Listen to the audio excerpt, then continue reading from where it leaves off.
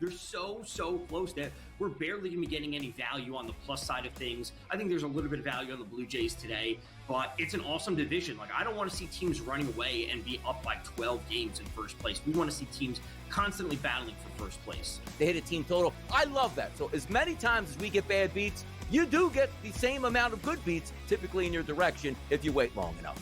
Pro Baseball Today, only on SportsGrid. If you're going to trade Durant, right, it means things are getting weird anyway. Teams are going to, before they go for Durant, they're going to go for Devin Booker. That's just the reality of it. You get rid of Durant, or do you do the crazy one? Because you're so far out of the West, do you get rid of Booker? Because D-Book will bring you far more in a return. Betting above the rim, only on SportsGrid. 11 times now without a major, 14 times at the Masters. He finally has the green jacket. Rory McIlroy. The best sporting event so far this year. It's better than the Super Bowl. It was better than the NCAA tournament. It had ups and downs. It had roller coaster rides. It had history, legacies. It had everything you could ever possibly want. Pharrell, Coast to Coast, only on SportsGrid. Two guys that can do it all. Too much electricity this morning. This is a good time. We're having a lot of fun. I had to do a triple take. Ka-ching! Why? Because of parity. I didn't mean to offend. Yeah, it's not going to happen. Load management is a dirty word. Let him rip. You know what? Circumstances provide the results. What? How do you do this once? Oh, Donnie, you got such a good show there. A network that is booming. The Early Line, only on SportsGrid.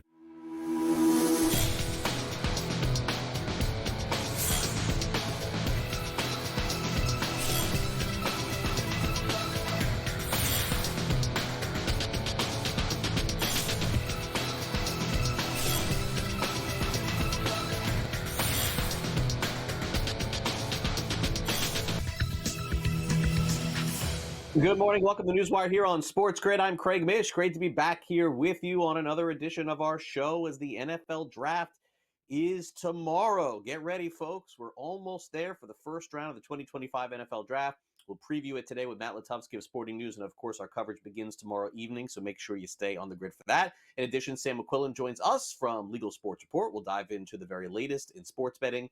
We've got Simon Applebaum to tell us how many people indeed were watching some of the big events that unfolded over the last couple of weeks in sports, and Tom Vecchio gives us a preview of a few games in Major League Baseball today. But naturally, we will talk a lot of NBA here on the show and go over some of the results from last night, including Los Angeles Lakers tying their series in their best of 7. But first, let's begin with the latest in sports betting. You may have heard us discussing cease and desist for a lot of these prediction companies in the different markets around the country. Well, one of them in particular is fighting back. The company that you may or may not have heard of is called Kalshi, who we've discussed a ton here on the show. They have basically said, hey, look, we are staying as we did in Nevada. We're going to stay in Baltimore as well. They are suing the Maryland Lottery and Gaming, filing a state against a state regulator targeting the Maryland Lottery and Gaming, saying that the only commodities future trading commission that has authority to regulate event-based contracts under the Commodity Exchange Act, and that state regulators and regulations over sports wagering should be superseded by a federal law via the Supremacy Clause. That's a lot of jargon, but here's the bottom line. These prediction market companies have been ruled illegal in some different states, and they're saying essentially they have a right to operate. So stay tuned. We'll see if this happens all over the country. But in Maryland, it has. In Nevada, they've already won their lawsuit saying that they can stay and operate in Nevada. Now, meanwhile, the Los Angeles Lakers have won as well. They won a game in their best of 7 against the Minnesota Timberwolves. It was a big game last night for LeBron James, 21 points, 11 rebounds, and 7 assists. Final score last night, 94-85 in Los Angeles. Luka with back-to-back huge games for LA. He had 31 points last night, 12 rebounds, and 9 assists. Anthony Edwards had 25 points and 6 rebounds in this game. The Lakers were up by as many of 22 points, but here's the bottom line. The Lakers just played much better on offense in Game 2 than they played in Game 1, and that's how LeBron James described it after the game. We can still be better offensively. I thought at times we were very sharp, but at times we weren't. And I think, we could do a better job on the offensive end, but we're going to continue to get better, continue to watch the film, see ways we can, kind of break down the defense and continue to get good looks. I thought we had some great looks tonight.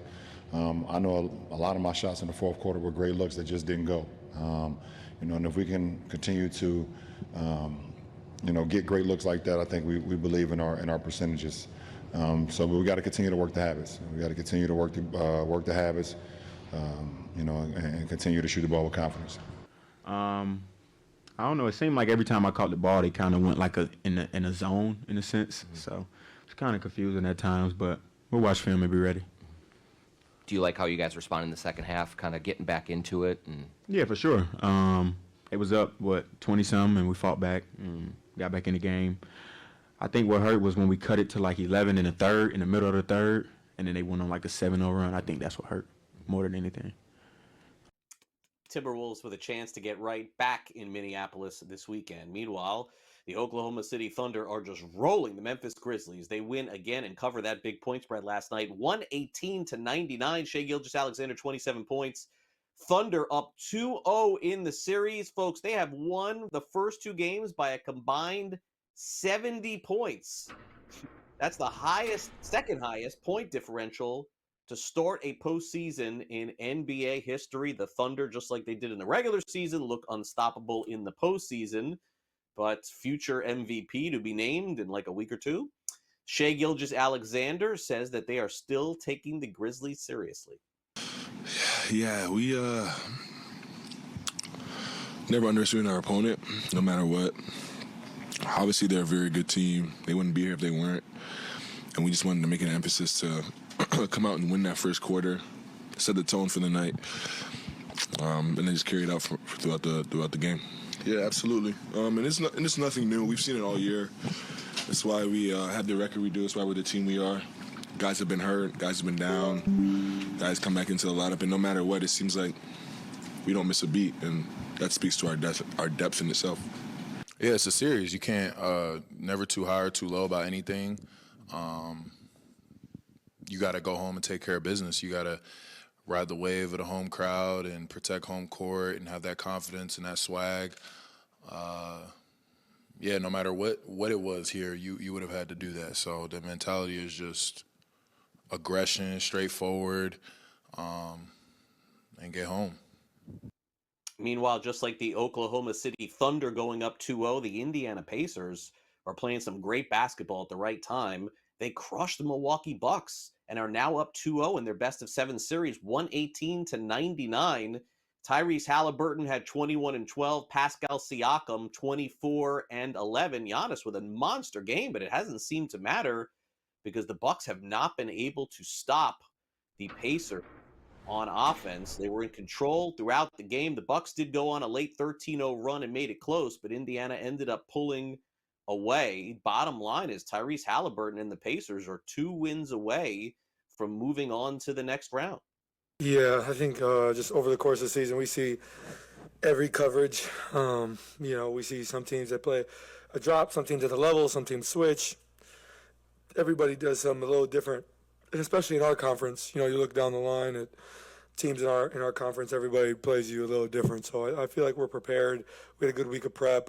We know we're going to see some man out there, some drop with Brooke, switching with Bobby, some zone. We're prepared, and I feel like we've done a great job of adjusting to whatever's being thrown at us.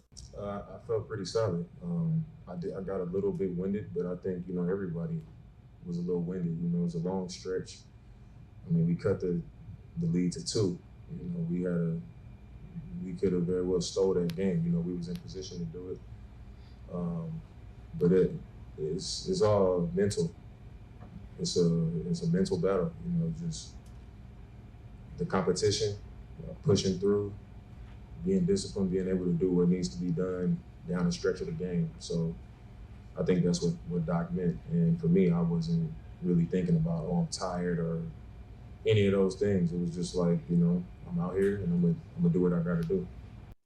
Looks like the Bucks have to win Game 3 this weekend. Meanwhile, the Celtics are up 1-0 in their series with the Orlando Magic. If the point spread tells you anything about tonight's game, it looks like Jason Tatum is really questionable for the game this evening. The Celtics, who were bigger favorites than they are in game 2, are down to 10.5-point favorites over on the FanDuel Sportsbook. It certainly seems like Tatum very questionable to play tonight.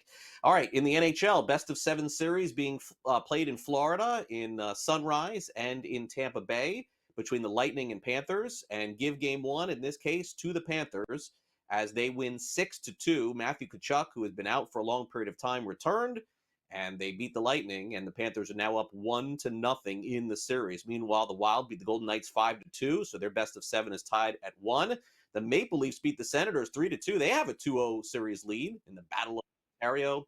And also the Hurricanes go past the Devils 3-1, and they lead 2-0 in the best of 7 series. Meanwhile, the Chicago Cubs offense just keeps on rolling. Ian Happ, a walk-off single in the 10th.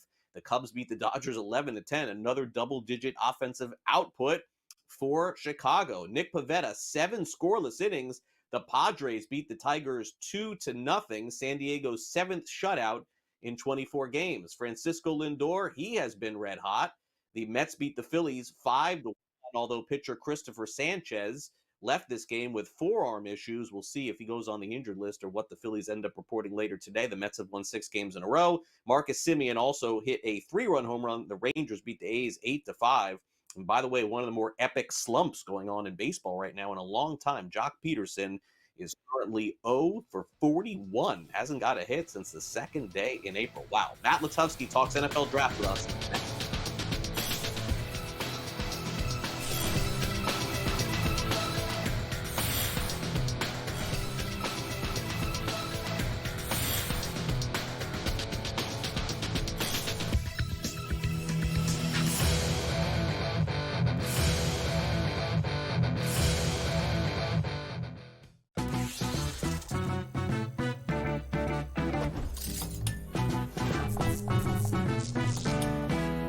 Vegas knows how to show love to our everyday heroes. So if you're a first responder, you are in for some perks.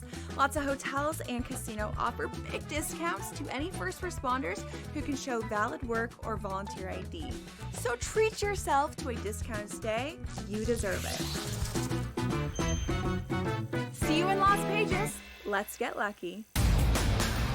Hasn't been a ton of indication that Cleveland is even looking at anybody outside of Travis Hunter. The Giants, yes, have worked out Shedeur Sanders. I do think there's going to be at least 3 quarterbacks taken in the first round. Not because they deserve the first round, have a first round grade on them per se, but the fact that you get the extra year of control, somebody's going to slide into one of those 30, 31, or 32 slots and grab a quarterback. The Early Line. Only on SportsGrid. They're so close that we're barely going to be getting any value on the plus side of things. I think there's a little bit of value on the Blue Jays today, but it's an awesome division. Like, I don't want to see teams running away and be up by 12 games in first place. We want to see teams constantly battling for first place. They hit a team total. I love that. So as many times as we get bad beats, you do get the same amount of good beats, typically in your direction, if you wait long enough. Pro Baseball Today, only on SportsGrid. This is Greg. He bet a long snapper would go in the second round. The long snapper from Florida is still waiting for his name to be called. Now this is EJ. EJ tuned into SportsGrid's draft coverage. He checked the app, tracked the markets, followed the pros. He didn't guess. He knew. Be EJ, SportsGrid draft coverage. Starts Thursday at 7:30 p.m. It's smarter to be on SportsGrid.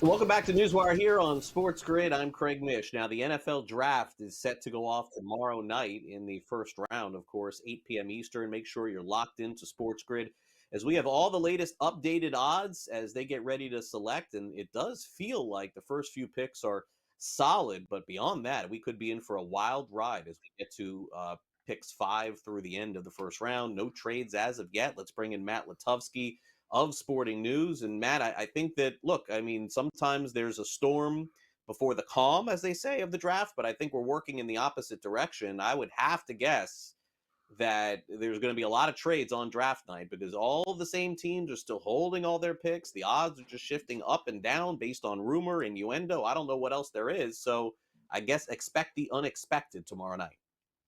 Yeah, that's what it feels like. I don't remember a quieter pre-draft season than this one, and that usually means we're going to get a lot of sparks on draft night.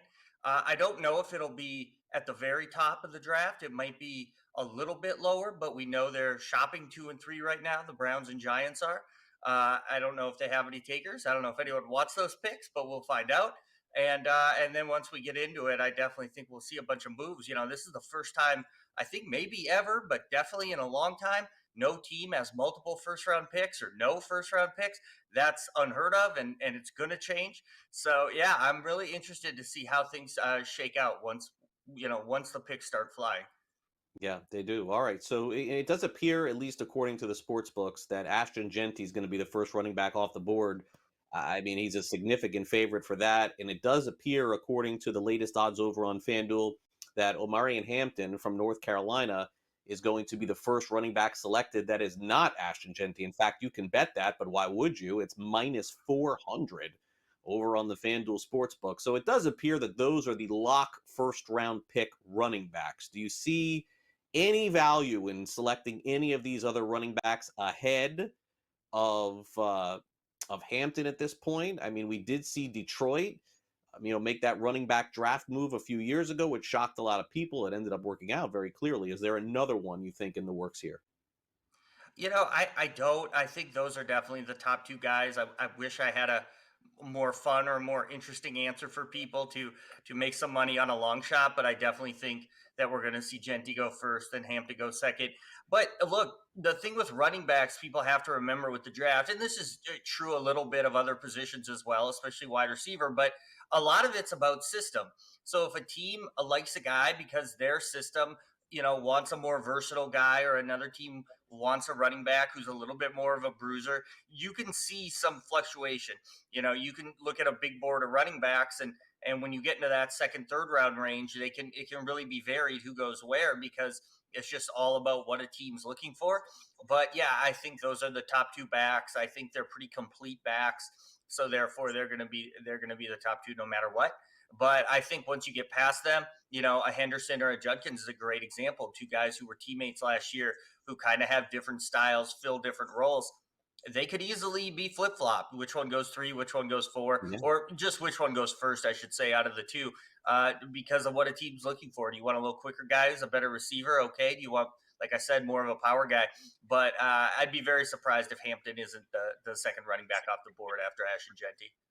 Yeah, it does feel we know Travis Hunter is going to be the first wide receiver cornerback taken. So FanDuel's opened up their odds for who will be the next one that is not named Hunter. And Terratome McMillan, who everyone is talking about going in the top 10, that is the overwhelming favorite.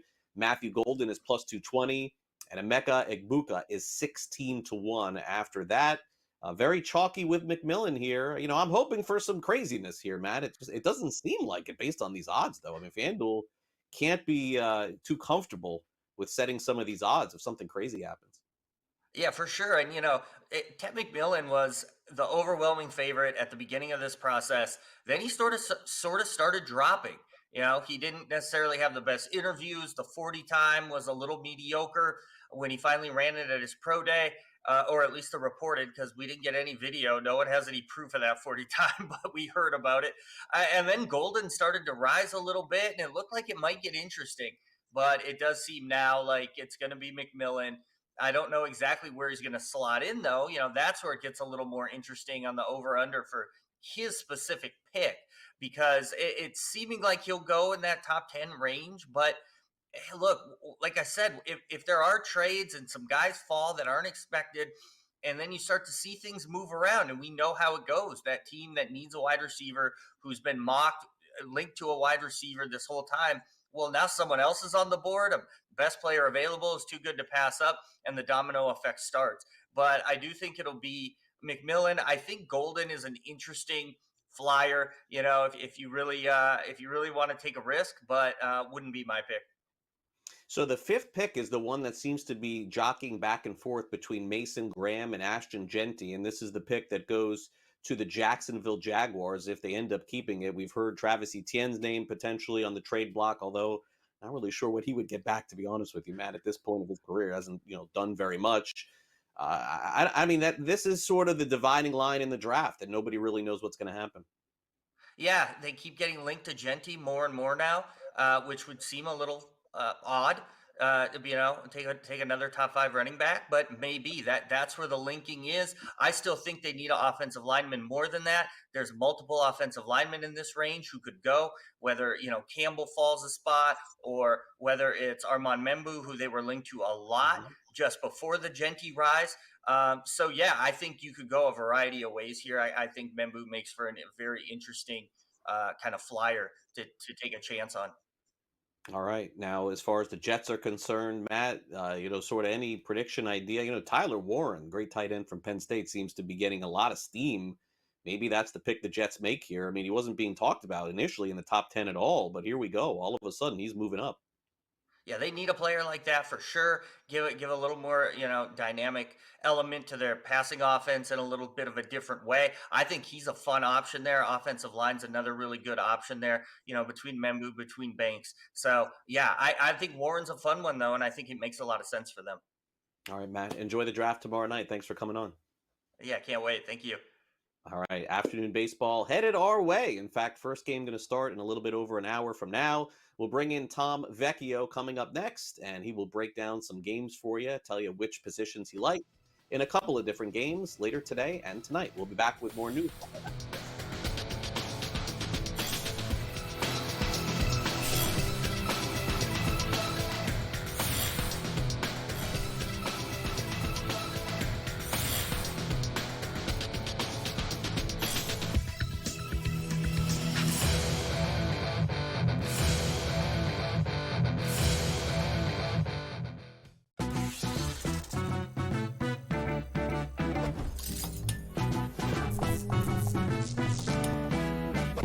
Knows how to show love to our everyday heroes. So if you're a first responder, you are in for some perks.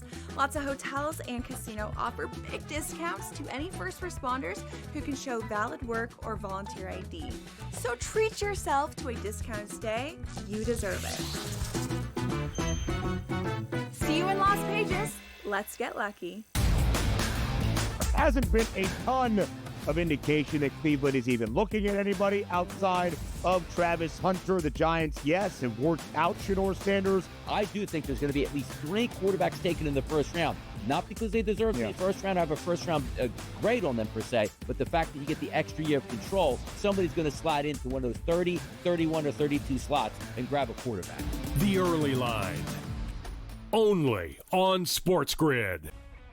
They're so close that we're barely going to be getting any value on the plus side of things. I think there's a little bit of value on the Blue Jays today, but it's an awesome division. Like, I don't want to see teams running away and be up by 12 games in first place. We want to see teams constantly battling for first place. They hit a team total. I love that. So as many times as we get bad beats, you do get the same amount of good beats typically in your direction if you wait long enough. Pro Baseball Today, only on SportsGrid.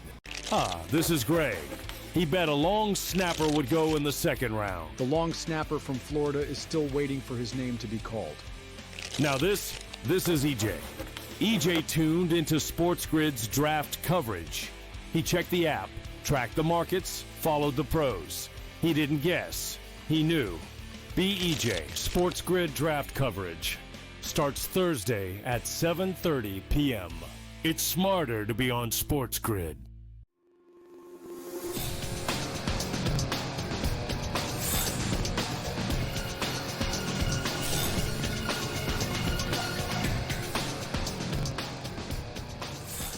Welcome back to NewsWire here on SportsGrid. Hey, we got Tom Vecchio in the house previewing some Major League Baseball games, and wouldn't you know, we got a great slate of afternoon games. In fact, several starting before 1:30 Eastern. In fact, first game starts, 30, 40 minutes from now. So let's dive right in here. Tom, great to have you back here on NewsWire. And, certainly the Cardinals have had a really tough time this season. They just seem to be, one of those teams that's going to end up having a lost year. The Braves, you could probably say the same thing, although they seem to be getting a little bit better. St. Louis wins the previous matchup here. The Braves, though, today are minus 162 a total of 9. I know certainly Bryce Elder is not the Braves' best pitcher, but whoa, Miles Michaelis has had a really, really tough start to his campaign this year. Probably a trade candidate, I would guess, Tom, at some point, if he can get right as the Cardinals enter this like little rebuild that they're having here. Which way do you lean in this one? Well, first off, thanks for having me. And yeah, this game, I think, points to offense overall. There may be some rain in this game, could be happening a little bit later. So obviously keep note of that. But these are two below average pitchers. And like you said, the Braves offense is maybe finally starting to turn the page. Like really rough start. We all know this, it happened, but they're starting to put some runs on the board, whether they win or lose. I think the runs will be there. Michaelis, like you said, he has a 5.10 xFIP. Elder on the other side, he has a 4.33 xFIP. Neither of these pitchers are, massive fly ball pitchers. They're predominantly ground ball, medium contact pitchers, but balls in play, that's what they're getting beat by. And we saw that when Michaelis started on Sunday night game against the Red Sox. All of a sudden, it's like 8 hits, 2 walks. All of a sudden, there's 6 runs on the board before you know it. And that's what we're probably going to be in for today. I'm not convinced on, either pitching staff really overall. I just think runs are going to be paramount. All right, fair enough. Now the Padres take on the Tigers. Padres have been fantastic, and we know the Tigers pitching is really good, but today it is a matchup of not the best pitchers on either team. Kyle Hart starts for San Diego, and Reese Olson starts for the Tigers. Detroit is minus 148 at home, a total of 8. More of an indictment, I think, on the Padres pitcher as opposed to the Tigers being much better than San Diego. But let's just be fair for the Tigers. They've been a good team all season long. Do you have a lean or any opinion on this one that begins at 1:10 Eastern? I think the runs will be there as well. I think the minus 148 is a little bit heavy for the Tigers, considering it's Reese Olson, one of their young pitchers. I think he's good, but I think the 148 is just a bit too much considering what we have on the other side. Now, Kyle Hart's a pitcher. It's kind of tough to get a read on him. He has a super small sample size this year. He has an xFIP over 5, over 2 home runs per 9. Detroit, they have a 103 WRC plus versus lefties. That's the 9th best in the league. However, small sample size. He was in the KBO previously. The last time he pitched at the major league level was 2020. So we are dealing with just like somewhat of an unknown at a certain point. And again, Reese Olson has been good, but the walks are an issue with him. And when we're going up against this Padres offense, that's really not a spot where you want to be putting runners on base for free considering the power that they have. Despite some of the injuries that they've been dealing with, Jackson Merrill is still out, Luis Ariz is out. They have the offense to get it done. And you give me a lineup that has Torkelson, who's been amazing. Riley Green is finally turning the corner. You get them in the middle of the lineup. I like this spot versus Kyle Hart. All right, so final game of the day that we'll preview begins also at 1:10 Eastern. And certainly when you see Zach Wheeler pitching for Philadelphia, the question is, how much is he favored by? But he's going against the Mets, and the Mets have been as hot as any team in baseball right now, Tom. In fact, Wheeler only minus 125 over on the FanDuel Sportsbook in New York today, total of 7.5. But the way that Lindor is playing and that offense is hitting, it is really hard to go against the Mets. And I also think the issue here, Tom, is that Wheeler, if he doesn't pitch 9 innings, that Philly's bullpen has been giving up a lot of leads. Any position on this one? Yeah, so this game's tough to break down because – one, we have some nice hitting weather, right? And it's going to be nice, a little bit of wind blowing out to right field, so it just makes things a little bit tougher overall, even for elite pitchers. I'm on the Phillies money line. I think it's a good spot. I think objectively getting Wheeler at this type of price is something that we don't always get on a start-to-start basis, especially when he's at home. He's going to be minus 200-ish.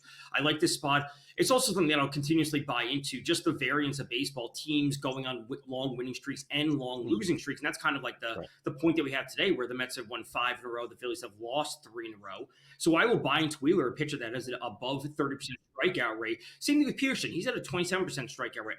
Despite the hitting weather, I actually don't think there's going to be run states, 7.5, and it's juiced to the under. So if you give me a chance to get Zach Wheeler near-ish even money, I'll be backing it time and time again, basically almost against any opponent. Maybe not the Dodgers if he's on the road, but I'll take Wheeler near even money in what should be a 3-2 kind of final game. All right, exciting games this afternoon and this evening. Tom Vecchio breaking it down for us here. All right, Tom, thanks again for coming on the show. We'll catch up again next week. Absolutely. Thanks for having me. All right, we'll take a quick time out here on the show. Coming up next, some new bill proposed in Colorado that could change the face of sports betting in the Mile High City. We will dive into that next. And also Sam McQuillan talks a little Kentucky Derby with us. You're watching NewsWire on SportsGrid. We'll take a quick time out, and we'll be back right after this. Don't go away.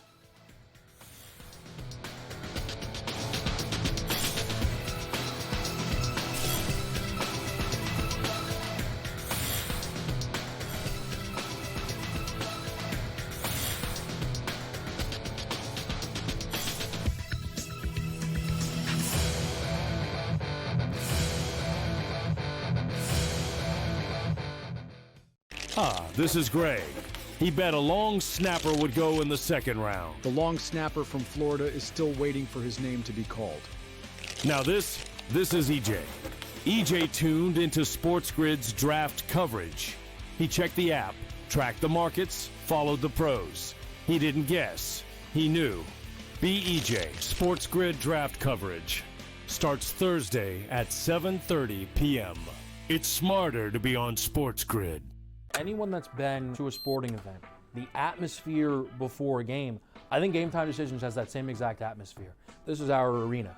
This is what we do. There is going to be an energy to Game Time Decisions that you will feel night in and night out. The excitement you get when you lock your bets in, when you're figuring out what you want to do, we can zone in on the biggest games each night. I want this to be the place that people come to before the games start so they feel as ready as possible to lock in their cards. We are going to hit every single one of those markets that you need to know about. We're gonna go through every single thing, and I've got a great team behind me that's gonna help me get the job done. There is not gonna be a better place, I promise you, than Game Time Decisions to get that new information, react to it, and be able to then bet accordingly. We will have everything at our disposal, and we will use that to our advantage. I'm Kevin Walsh. Tune into Game Time Decisions from 6 to 8 p.m. Eastern on SportsGrid. If you're going to trade Durant, right, it means things are getting weird anyway. Teams are going to, before they go for Durant, they're going to go for Devin Booker. That's just the reality of it. You get rid of Durant, or do you do the crazy one? Because you're so far out of the West, do you get rid of Booker? Because D-Book will bring you far more in a return. Betting above the rim. Only on SportsGrid.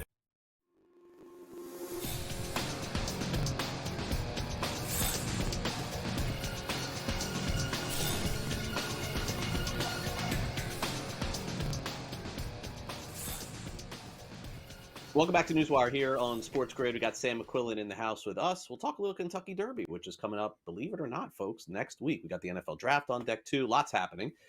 Sam, good to have you. Let's start off with Colorado. We're seeing a lot of tax hikes being proposed across the country on sports betting. This is a really fascinating one in Colorado, very specifically on the promotional dollars here for the sports books. And boy, this is going to make a lot of people look a little bit closer here because, as we know, a lot of these books are living and dying off promotional spends. Yeah, it's that time of year when lawmakers are trying to finalize the budget in a multiple array of states and really trying to look under the couch cushions as where we can find some more money to fund some more programs. Sports betting has been one of those targets over the past couple of years. And Colorado now, they're looking to not just change how sports betting is the tax rate, but the actual mechanism of how it's taxed itself. Lawmakers want to start taxing something they've never taxed before, which is promotional bets. So right now in Colorado, the sports books don't pay any taxes on the free money they give away, the bonuses or the sign-up promos, which is standard in a lot of states. So under this new bill, House Bill 1311, that would change starting September 1st. And it comes as Colorado is looking for more ways to fund water conservation projects, which has been what sports betting has funded ever since voters approved it back in 2019 before the pandemic. Revenue from the 10% tax on sports betting has always gone towards those projects. So voters just recently removed a $29 million tax cap on those projects, basically meaning that those programs can now be funded more money. So now lawmakers are following up to fund that with more money from the same revenue stream that it's always been funded with. So if this bill should pass, an estimated $12 million more a year would be generated from sports betting without actually changing the rate itself. It would just expand what is technically treated as taxable revenue. The sponsors in the House and the Senate both say it's about fairness. They say sports books have made over $1.7 billion in revenue in Colorado since launch, but the state has only handled $100 million in taxes. So there's a lot more room to capture more revenue without really changing the core rules. And some states like Arizona, Maryland, Pennsylvania, North Carolina, they all have these mechanisms already in place. So this isn't necessarily a new thing that would happen. An analysis we actually did at LSR showed that Colorado ranks near the bottom in terms of effective promotional tax rates. So they're leaving out a lot of taxes just by not including this. They tax around 2% when you count the promos in that pool as well, which is compared to 3% in most other states. So this would be something that would have a lot of momentum in the legislature. There's, it's tax hikes in general have been getting a lot of favor in other states, but because they're not changing the actual rate here and they're comparing it to other states, I wouldn't imagine lawmakers would have a hard time passing it. Now, sports books are probably not going to like it, but there's not really much they can do about it. It just changes the base, not the rate itself. So while we're seeing some other states talk about raising taxes, Colorado is trying to do the same thing, but kind of in a different way here. Yeah, definitely so. And this next story is, similar in a way, because New York may end up doing some different things than all other states, and precedent could be set here if indeed it goes through. And Sam, certainly I talked about this with Pat earlier in the week. Is there really a chance that New York will tell their sports bettors that the maximum that you can bet on an individual game is $5,000? Now, I know for us, Sam, betting $5,000 a game is a lot of money, but there are people out there who don't want to be told what they can bet on games, and this certainly would put that into play. Yeah, these would be the most sweeping restrictions we've ever seen placed on any state, really. And then even further, when you talk about what state it is, it's New York, which is the largest market in the country for sports betting. And it's also the market that charges sports books the highest cost of doing business. They have the 51% tax rate, but it's also the most profitable states for sports books. So not just bettors would be angry if you had these restrictions in here. Sports books in general would be kind of fed up with what's already been a really hard state for them. It would be this $5,000 a day limit on wagers, as well as 5 deposit limit every 24 hours, as well as banning the use of credit cards. So it's not just that as well. It's also bans on ads during the day from 8 a.m. to 10 p.m. and during live sporting events, which is, as we know, that's a really core time for sports books to attract their customers. It also wouldn't let them market bonus bets or sign up offers, risk-free bets, anything like that. So it would really just kind of change the way sports books do their business. And, we've seen in the past states like Massachusetts banned the term risk-free, which led for some other states to do it. But in general, sports books had to change their whole national advertising approach just because they didn't want to have to adjust it in a few states. So New York is the biggest state again. So if they had to change this here, they would have to change a lot of things nationally. So I have to imagine there's a lot of fighting going on. Sports books kind of have to pick and choose what they can lobby about, but I'd imagine this is something they're very, very resistant to. There's a lot more chance of this happening than in New York and it affecting things nationally than it is having it on the federal level. Some of these changes have been proposed.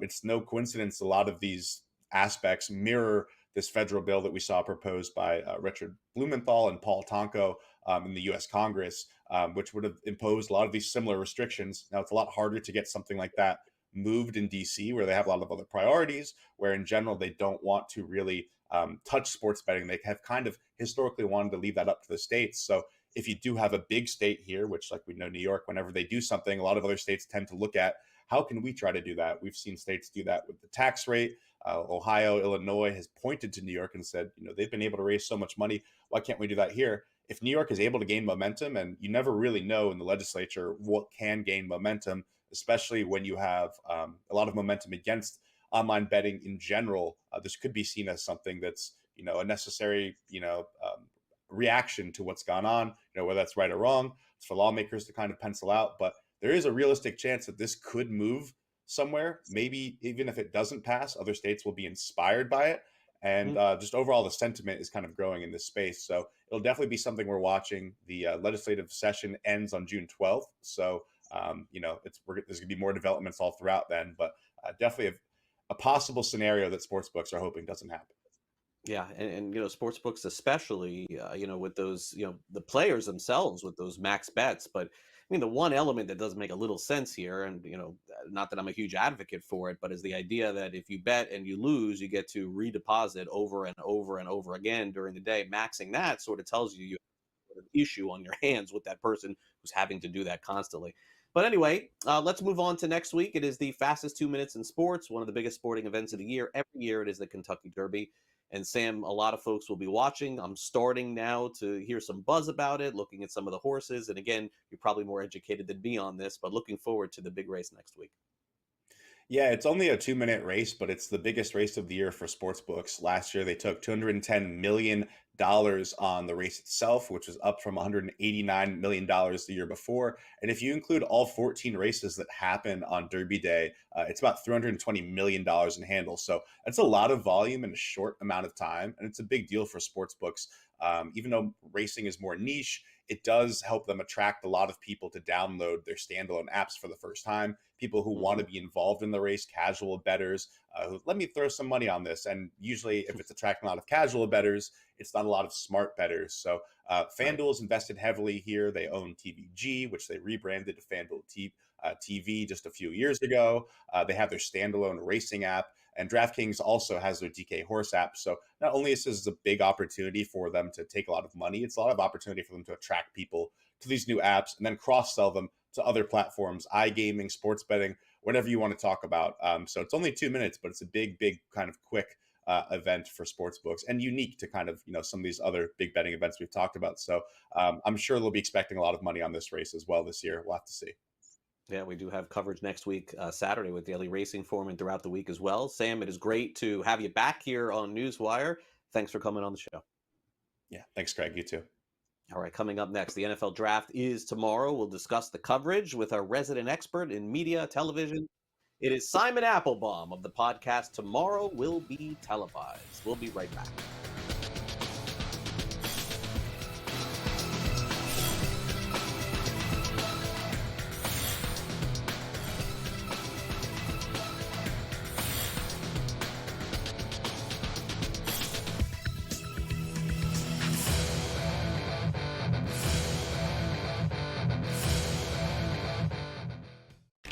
This is Greg. He bet a long snapper would go in the second round. The long snapper from Florida is still waiting for his name to be called. Now this is EJ. EJ tuned into SportsGrid's draft coverage. He checked the app, tracked the markets, followed the pros. He didn't guess. He knew. Be EJ. SportsGrid draft coverage starts Thursday at 7:30 p.m. It's smarter to be on SportsGrid. Anyone that's been to a sporting event, the atmosphere before a game, I think Game Time Decisions has that same exact atmosphere. This is our arena. This is what we do. There is going to be an energy to Game Time Decisions that you will feel night in and night out. The excitement you get when you lock your bets in, when you're figuring out what you want to do, we can zone in on the biggest games each night. I want this to be the place that people come to before the games start so they feel as ready as possible to lock in their cards. We are going to hit every single one of those markets that you need to know about. We're going to go through every single thing, and I've got a great team behind me that's going to help me get the job done. There is not going to be a better place, I promise you, than Game Time Decisions to get that new information, react to it, and be able to then bet accordingly. We will have everything at our disposal, and we will use that to our advantage. I'm Kevin Walsh. Tune into Game Time Decisions from 6 to 8 p.m. Eastern on SportsGrid. If you're going to trade Durant, right, it means things are getting weird anyway.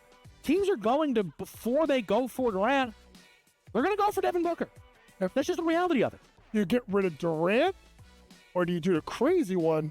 Because you're so far out of the West, you get rid of Booker because D-Book will bring you far more in a return. Betting above the rim. Only on SportsGrid.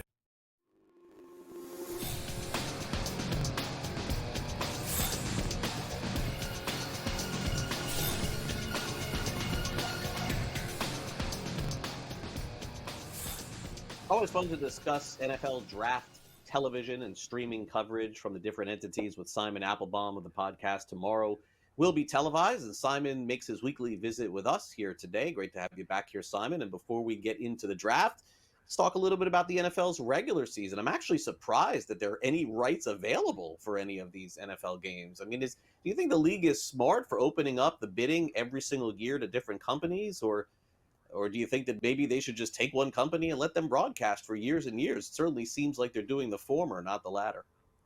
It certainly is, Craig. And what we're talking about here is the second game of opening weekend. That's the Friday game that was held in Sao Paulo, Brazil last year. Peacock had the game. No Eagle called it.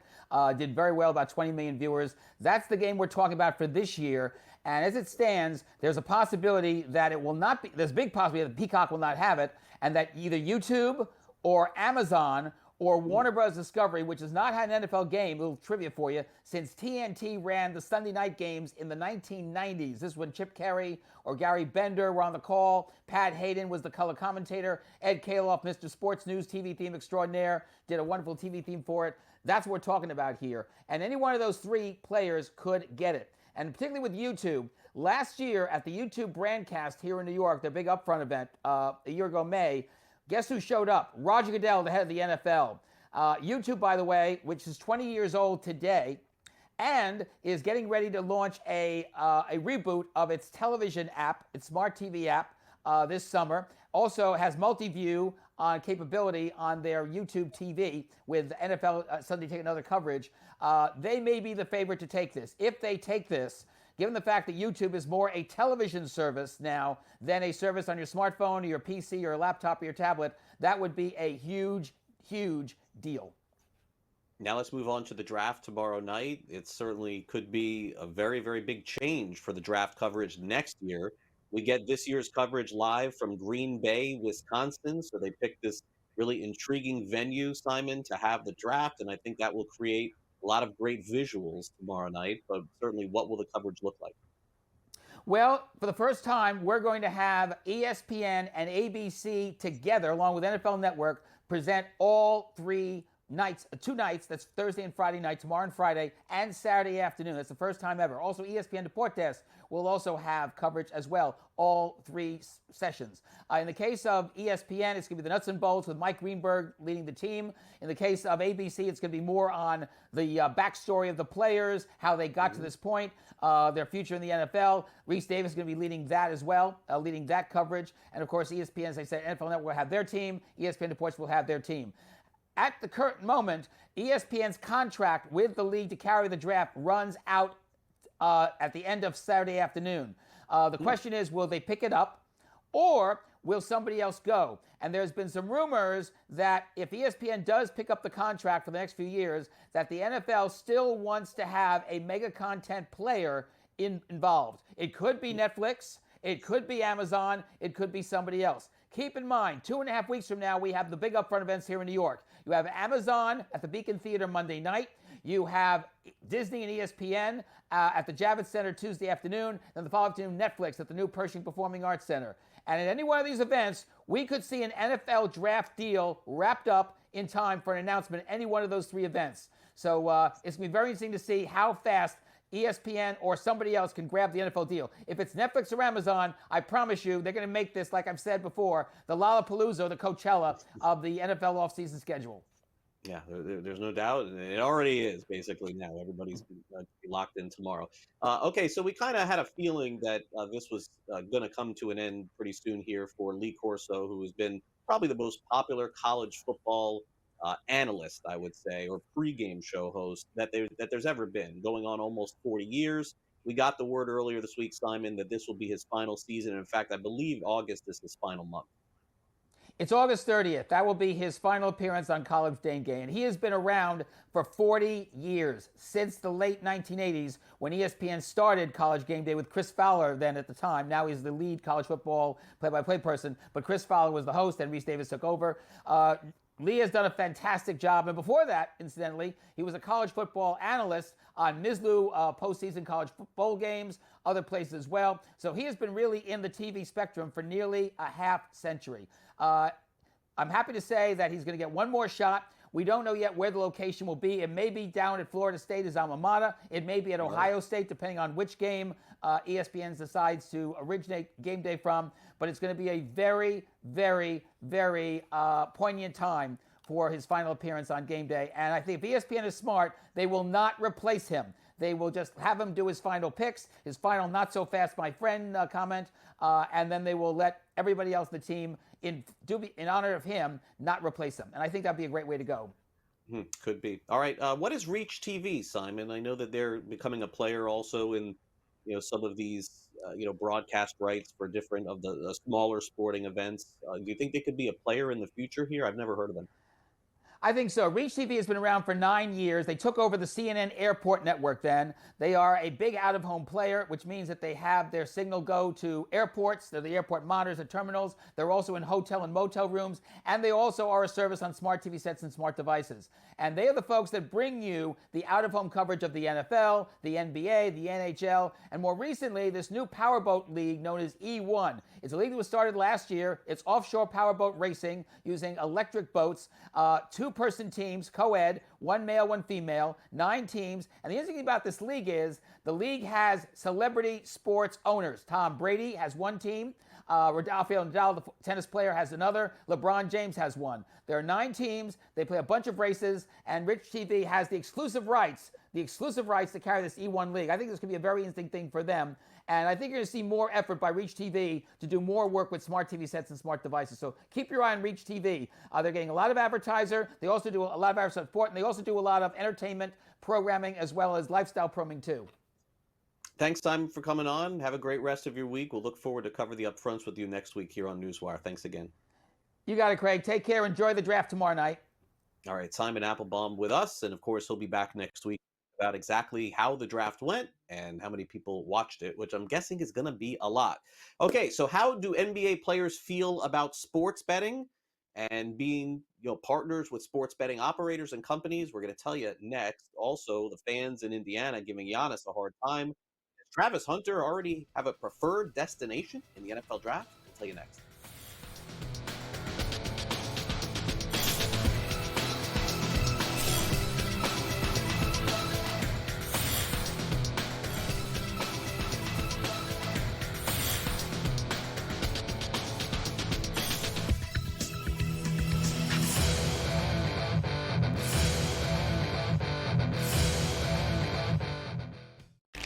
This is Greg.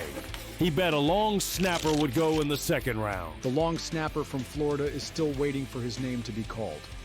Now this is EJ.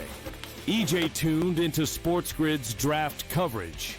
He checked the app, tracked the markets, followed the pros. He didn't guess. He knew. Be EJ. SportsGrid draft coverage starts Thursday at 7:30 p.m. It's smarter to be on SportsGrid. Anyone that's been to a sporting event, the atmosphere before a game, I think Game Time Decisions has that same exact atmosphere. This is our arena.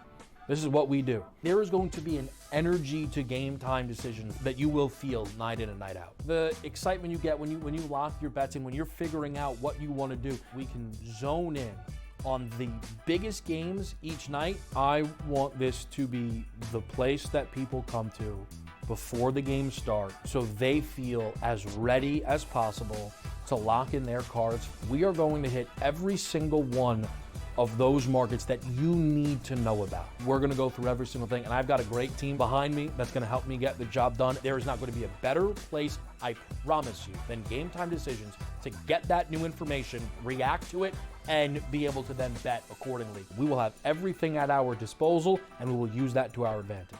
I'm Kevin Walsh. Tune into Game Time Decisions from 6 to 8 p.m. Eastern on SportsGrid. If you're going to trade Durant, right, it means things are getting weird anyway. Teams are going to, before they go for Durant, they're going to go for Devin Booker. That's just the reality of it. You get rid of Durant, or do you do the crazy one because you're so far out of the West? Do you get rid of Booker because D-Book will bring you far more in a return? Betting above the rim. Only on SportsGrid.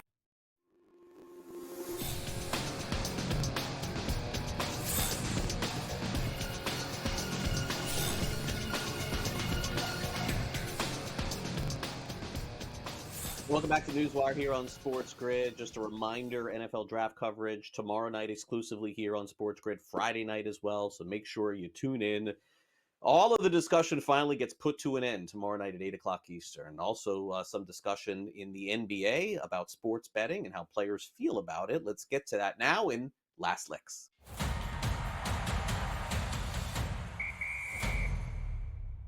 Okay, intriguing story from The Athletic that polled anonymously 150 players in the National Basketball Association.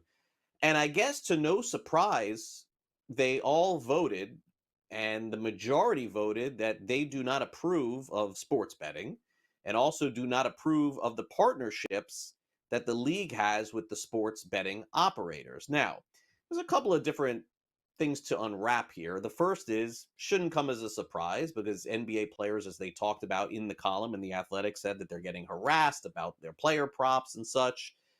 Second part of this is that the partnerships that the league have specifically with the companies like FanDuel, DraftKings, BetMGM, Bet365, and some others probably are just a very small percentage as to what their salary is outside of the National Basketball Association. So is there a way to make this partnership work?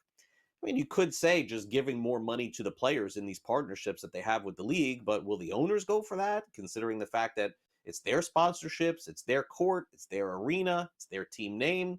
I don't know that we're ever going to see a change to this anytime soon, but probably the least surprising poll I would say of all is that the players essentially don't like getting bothered about their props throughout the game. Getting direct messages is another thing that they mentioned in the column as well. Okay, so as it pertains to the NBA, there are some people that feel that the end is coming for Giannis in Milwaukee. Giannis Antetokounmpo, who is playing currently at the highest level possible in the NBA. This guy is going bananas in this series with the Indiana Pacers. The problem is that the Bucks are down 0-2 in this best-of-7 series. Now, the series does turn to Milwaukee, so Giannis won't get razzed like he did at the game in Indiana yesterday. In fact, a Pacers fan takes exception as to, some of the league takes exception too, is that Giannis is one of those players that when he's at the free throw line, he tends to take his time. Is it egregious? No, he's never called for a technical foul, and just basically just takes a long time at the line. So a fan shows up yesterday with a sign, and basically this has been going on in Indiana, by the way, from behind the basket for a really long time, if you remember, in Indiana, even in the 90s with Reggie Miller. But this fan brought a clock to just basically say, hurry up, shoot the ball, etc. Does this stuff work in the NBA? Usually it does not. But what's funny is that anytime a player misses a free throw, what we do is we focus on the sign and say that that had something to do with the fact that that player missed the free throw. So for Giannis, start the timer. How long does it actually take for him to take a free throw? 7 seconds, 8 seconds? Who really cares? The guy's playing out of this world. He can take all the time he wants. Although, folks, I mean, Milwaukee's got to win game 3. At home coming up here. That series is over. Meanwhile, Travis Hunter is going to go in the first 2 picks of the NFL draft. So what his wish is probably not going to be his dream coming true, I would guess, tomorrow night. Hunter said in an interview that, hey, wouldn't it be nice if I just got to stay at home? Of course, he plays in Boulder, hoping to stay in Denver, Colorado, and play with the Broncos next season. That's kind of what he said. But, nothing he's going to be able to control as far as this is concerned. And would the Denver Broncos really trade all the way up to take Hunter? Remember, they had a good season last year. I don't see it. Hunter probably going in the first 5 picks of the NFL draft.